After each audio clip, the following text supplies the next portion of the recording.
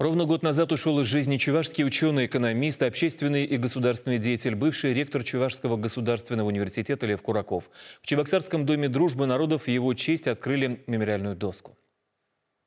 Теперь каждый посетитель Дома дружбы народов видит, кто трудился на благо сохранения мира и межнационального согласия в республике. Именно Лев Кураков был главным инициатором создания этого культурного центра. Основал Ассамблею народов Чувашии. Кроме того, 19 лет он руководил ведущим вузом региона, был депутатом, членом Совета Федерации, председателем Кабинета министров и Госсовета республики.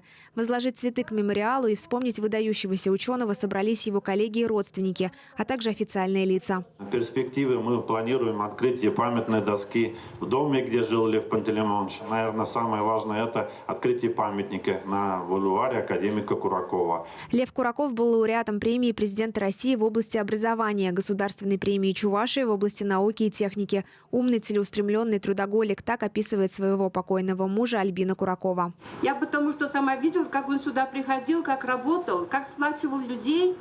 Они столько мероприятий проводили. Конечно, не без участия вас, независимо от нации, национальности, устраивали все мероприятия, там концерты, всякие конференции, участвовали дети. В день открытия мемориальной доски всем желающим вручили книгу «Мемуар Льва Куракова. Эпоха гуманизма, разума и чести». Ее он написал в последние годы жизни, а опубликовать рукопись удалось благодаря стараниям супруги академика и его соратников.